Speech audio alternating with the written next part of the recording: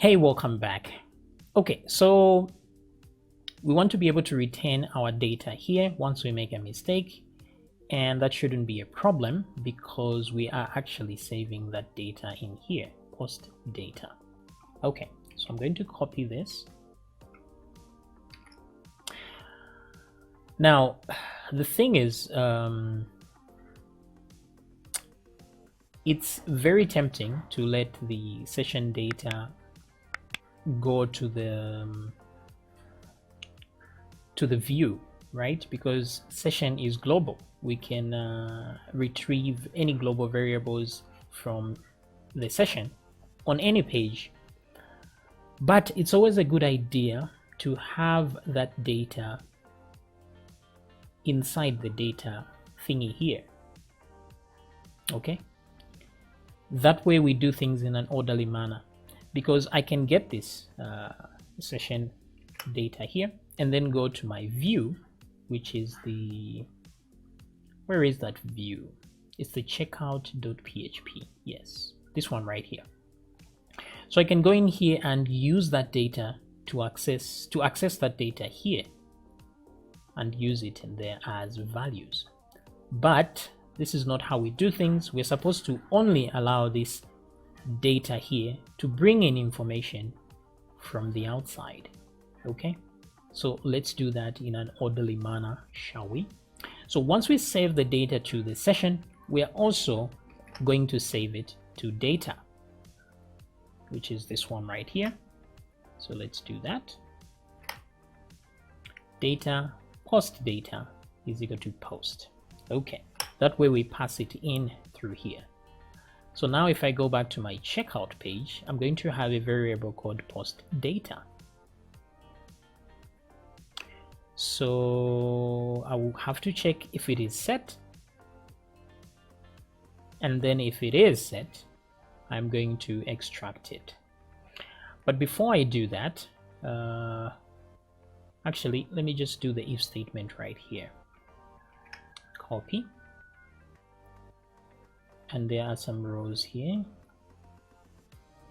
Okay, so we only should do this if there are actually items in the cart. So let's add it after this. So where we want our stuff to start from is there. Okay, so right here what I will do is put an if statement and say if, oh, I had copied one, so I'm just going to do that. Let me put some PHP tags there, and like that. Okay, so just after the form here is where I should end this. So I'll put another end if right here, like that. Okay, so this doesn't look very ordered, but it should be something like this, right? If statement there, move that there. Okay, that makes more sense. Okay, so it's not errors we're looking for, is post data. Post underscore data. So if it is set and is array, that's the one I'm looking for. Actually, if it is set, it's already an array, so no need for any of this.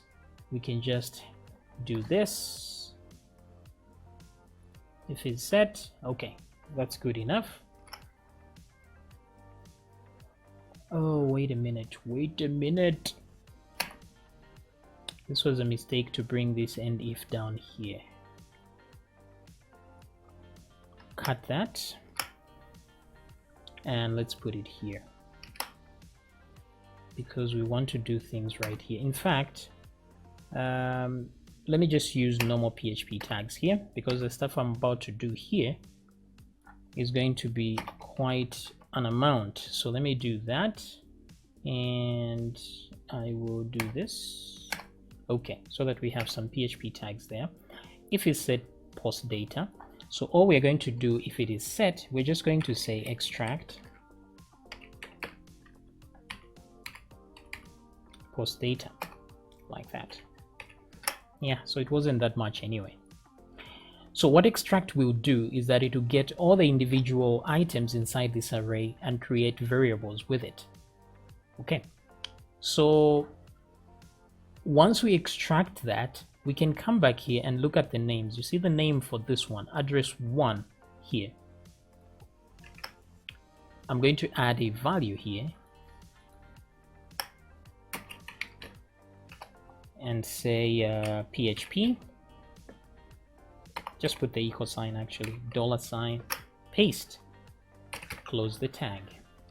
So you see here I have address 1 and address 2, like that. So what I'm trying to do is, if these are actually set, they're going to be part of that.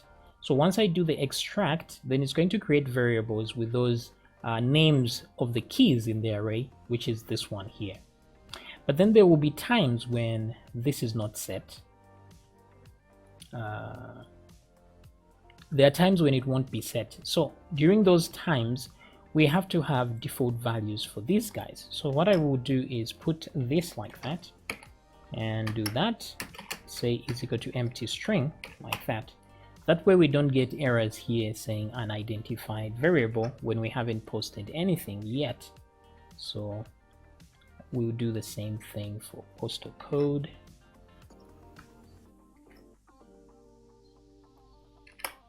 Okay, and then of course we're going to copy this part right here,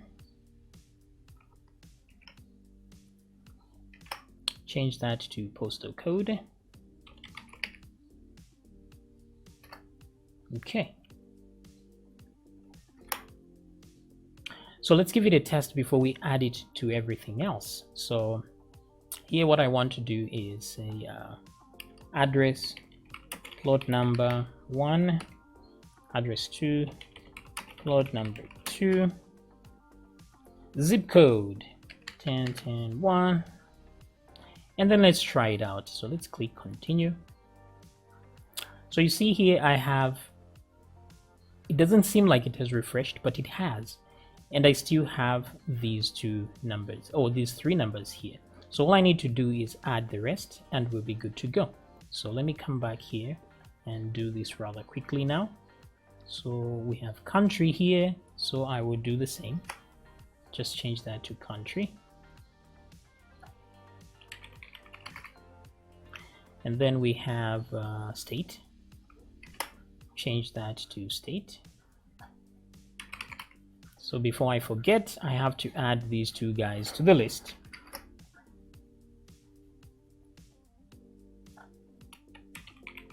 Country, state. Let's go down here for a second. Home phone and mobile phone.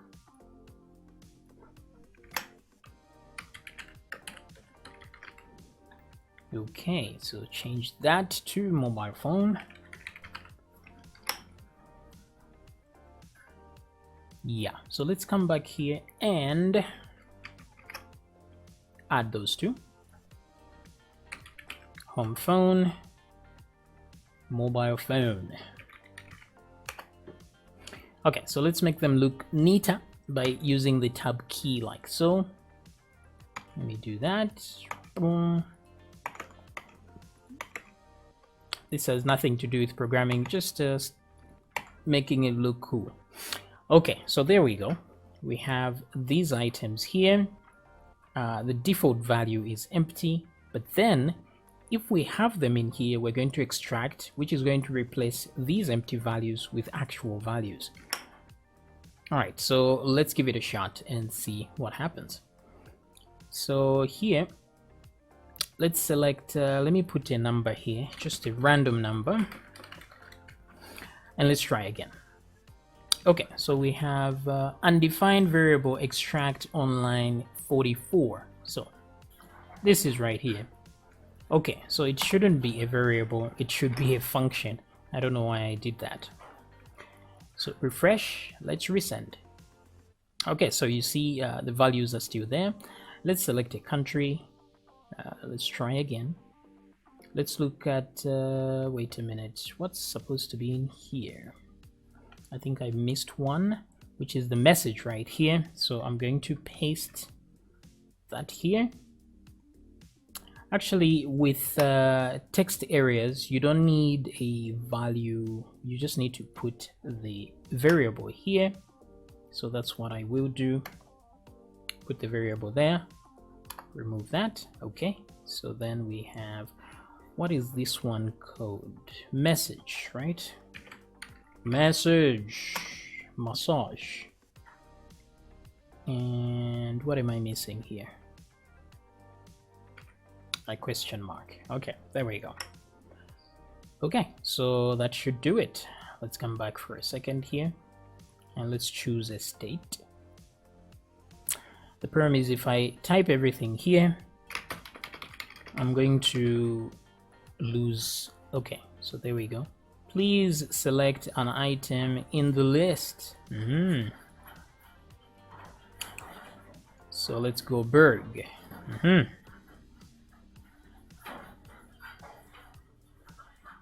Let me leave this one empty for a second. Continue. Please fill out this form. Okay, so everything is working fine, but then if I now fill everything in, okay, then now I'm redirected, which is good. So I'm redirected to the checkout summary page. So let's look at the errors that we are having here. So there's undefined variable data on line 107. So this is expected, obviously. Where is 107? It's this one. So we don't know what this data thing is because we didn't go through here. So we didn't assign any values to it. So all we need to do is, where is this? Yeah, let's collect this because we want to be able to, people should be logged in by this point. So I think it's safe to do this kind of thing. Data here and that actually, page title. So let me post one thing at a time. Let me paste one thing at a time, sorry. And then come back to page title. Where is it? Title. There we go. Copy. Put it here. Page title is equal to checkout summary, like so. So now the thing is, we won't have any post data once we are here. So it's not good to check this out.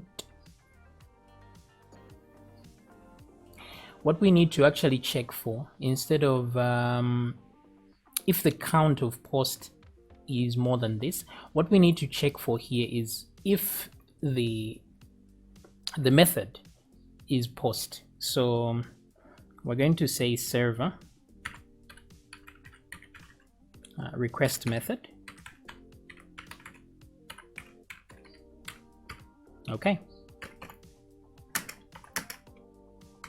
So if the request method is equal to post, then we are good to go. So I'm going to remove that like so. Okay. So regardless whether there's something actually that was posted, so long the submit button was clicked, then we're going to go through here. That's what we need. And then when we come through here, we won't have this, okay? Because we saved that data in here. So we will need to read it from there. So I'll copy that and I will put it here. Paste. So we can say if that is true and is set that. Okay. So if we do have data in the session and this something was posted, then we come through here and then we'll use that post data here. So it's like we delayed, instead of using it here, we want to confirm with the user first. So we come to this point and then we'll use it here. All right, so now let's see what we are going to have to see in the summary section here, let me come down here. There's a checkout.summary view which we're supposed to create that isn't here. So let me come down here for a second, and inside the views right here. Okay, so what I would do is I'll simply make a copy of my checkout.php file. So we will make that file in the next video. See you then.